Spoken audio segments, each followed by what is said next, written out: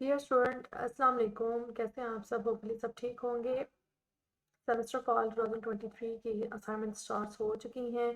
आज हम PSY 406 educational psychology, जो कि बहुत इंटरेस्टिंग सब्जेक्ट है, इसके असाइनमेंट देख लेते हैं। असाइनमेंट नंबर 1 है हमारे पास। मैक्सिमम मार्क्स इसके 20 हैं। इंशाल्लाह पूरी कोशिश यही होगी 20/20 असाइनमेंट में ऑब्टेन किए जाएँ, क्योंकि एक एक नंबर, बल्कि मैं तो कहती हूँ आधा नंबर भी बहुत ज़रूरी होता है। जब हमारी CGPA बनती है, जब हमारी परसेंटेज बनती है, तो उसमें चीज़ें बहुत मैटर करती हैं। और जब जितनी CGPA भी अच्छी होगी उतनी आपका और हम सबका फ़ायदा है। देखिए, स्कॉलरशिप भी मिल जाते हैं, और उसके अलावा जो है बंदे को भी अच्छी फीलिंग आती है कि मैंने अच्छे से अच्छे मार्क्स ऑब्टेन की, इतनी मेहनत की। अब आज की जो हमारी असाइनमेंट है उसका रेफरेंस है lesson number 5, cognitive development and language 2। Objective of assignment सबसे पहले मेंशन है हमारे पास कि after the successful completion of the assignment, students will be able to understand the stages of child cognitive development proposed by Jean Piaget, differentiate between the four stages of child's cognitive development. As we know कि हमारे जो chapter number 5 है उसमें psychologist जेन पियाजे के जो theory है वो explained है। अब यहाँ पे हमारे पास एक इम्पॉर्टेंट नोट है इंस्ट्रक्टर की तरफ से, उसको देखते हैं कि one of the most popular theories of cognitive development was created by Jean Piaget, a Swiss psychologist who believed that cognitive growth occurred in stages। ठीक है जी, उनकी जो सारी थ्योरी है वो इस पे ही बहस करती है कि जो हमारी कॉग्निटिव स्टेजेस हैं वो कितनी है, 4 हैं।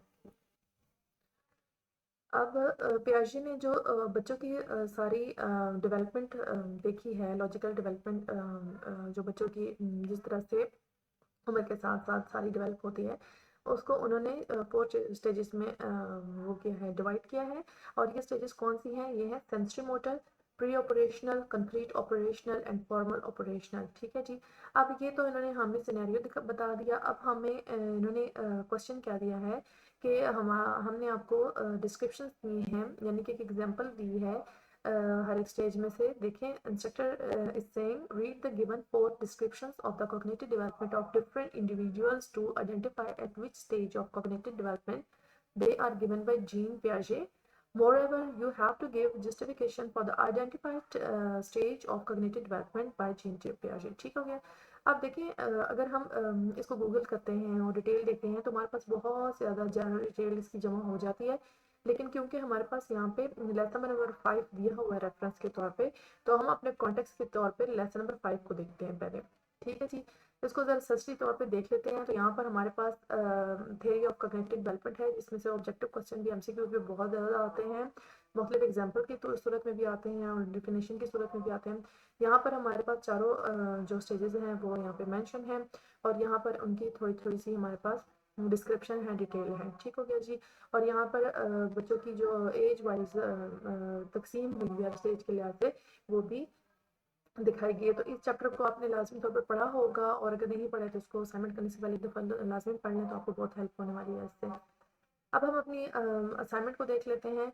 तो यहाँ पर जो हमारे पास क्विज था उसमें जैसा कि हमने देखा कि हमारे पास एक टेबल गिवन है जिसमें लिखा हुआ है सबसे पहले डिस्क्रिप्शन ऑफ कॉग्निटिव डेवलपमेंट। सबसे पहले जी कॉग्निटिव डेवलपमेंट की स्टेज के डिस्क्रिप्शन में एक एक हमें एग्जांपल दी हुई है, जिसमें एक सब्जेक्ट है और उसका वो सब्जेक्ट क्या कर रहा है। जैसे पहले में हमारे पास जो सब्जेक्ट है वो है शबाना, और जो कि 8 ईयर्स ओल्ड गर्ल है। वो क्या कर रही है, इस participating in a class project where she needs to create a drawing of her family. She draws a picture of her family members, including herself, with detailed facial features and labels each family members with their names. पूरी एक वो drawing बनाती है, मतलब उसको बनानी है, जिसमें जी उसने अपने फिजिकल फीचर्स के साथ, यानी शक्ल सूरत के साथ और लेबलिंग के साथ फैमिली मेम्बर्स को ड्रॉ करना है। अब हमने आइडेंटिफाई करनी है कि कौन सी स्टेज ऑफ कॉग्निटिव डेवलपमेंट है और according to the theory of Jean पियाजे, एंड उसकी जस्टिफिकेशन लेनी है कि हमने क्यों सोचा कि ये वाली स्टेज से पहले करते हैं। ठीक है जी। अब आइडेंटिफिकेशन में मैंने यहाँ पे मेंशन किया है कंक्रीट ऑपरेशनल स्टेज, कि ये स्टेज इसमें शबाना ये काम कर रही है, ये कौन सी स्टेज है, ये कंक्रीट ऑपरेशनल स्टेज है। अब इसको जस्टिफिकेशन इसकी देखते हैं, रीजनिंग देखते हैं। Shabana's ability to draw a detailed picture with labeled family members indicate concrete operational thinking। ये कौन सी थिंकिंग का लेवल है? कंक्रीट ऑपरेशनल थिंकिंग का लेवल है। At this stage children develop logical reasoning, क्योंकि इस स्टेज पे बच्चों में लॉजिकल रीजनिंग आ जाती है, and can understand and represent objects in a more organise and systematic way. और अपनी लॉजिकल थिंकिंग, अपनी रीजनिंग को लेकर, अपनी रीजनिंग की कैपेबिलिटी को लेकर बच्चे जो है चीज़ों को ऑर्गेनाइज और सिस्टमेटिक वे में बयान करने की अहलियत रखते हैं। ठीक हो गया जी। क्योंकि टू द पॉइंट क्वेश्चनिंग की गई है, इसलिए मैंने इतना ही इसको यहाँ पे जस्टिफाई करना मुनासिब समझा है। आप अपनी मर्जी से ज़्यादा एक्सप्लेन करना चाहते हैं, कम एक्सप्लेन करना चाहते हैं, ज़्यादा सेंटेंसेस डालना चाहते हैं, तो ये आप कितनी मर्जी आप मॉडिफाई कर सकते हैं। नेक्स्ट जो हमारे पास क्वेश्चन है, उसमें हमारे पास सब्जेक्ट है शाहनवाज, जो कि आ 14 years old debate club participant tackles a complex social issue by arguing for both sides on different grounds.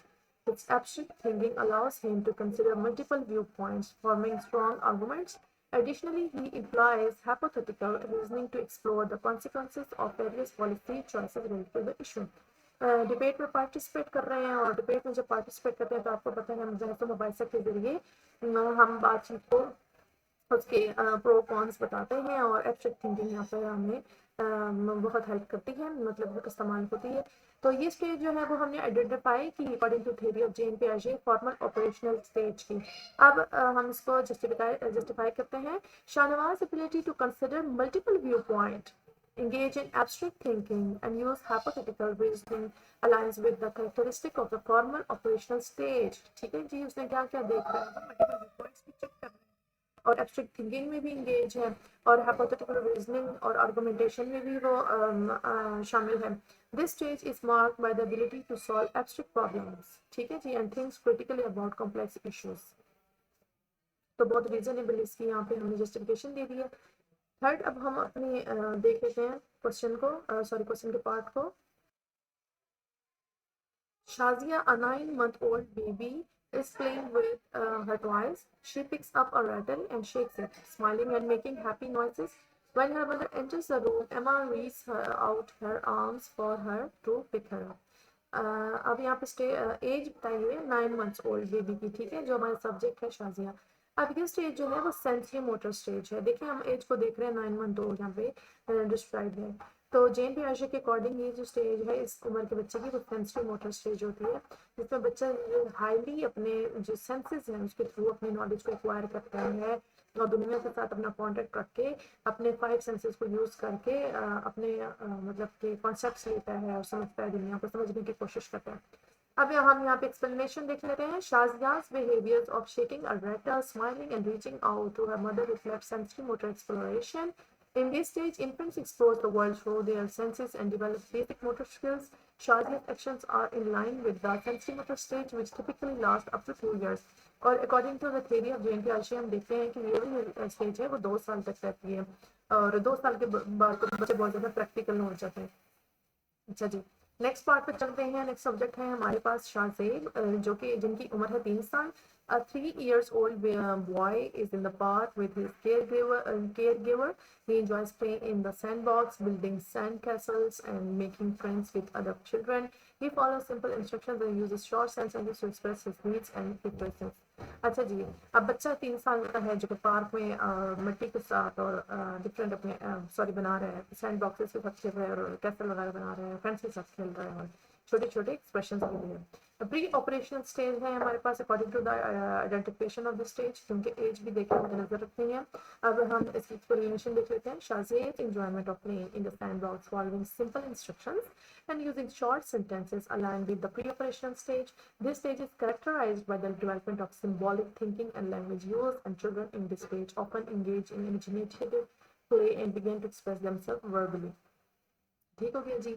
यानी कि इस एज में बच्चे सिंबॉलिक थिंकिंग और लैंग्वेज को यूज़ करते हैं, और इमेजिनेटिव प्ले में और अपने आप को वो एक्सप्रेस करते हैं और उसमें मसरूफ़ रहते हैं। जैसे छोटे छोटे बच्चे होते हैं इस एज में, वो गाड़ियों के साथ लगे होते हैं, गाड़ियों की आवाज़ भी पाँ पाँ पू पू निकाल रहे होते हैं, और उनको साथ चला रहे होते हैं। आप देखिएगा 3 साल के बच्चे को, उसके मूवमेंट देखिएगा। और बच्चियाँ जो हैं वो भी टॉय से साथ खेल रही होती हैं, तो वो अगर टॉय उनका गिर जाता है, फॉर एग्जाम्पल कोई बियर है या कोई डॉल है गिर जाती है, तो वो कहते हैं कि मेरे टॉय को डॉल को चोट लगी है और ये रो रहा है, उसको भूख लगी है, ये सो रहा है, ठीक है।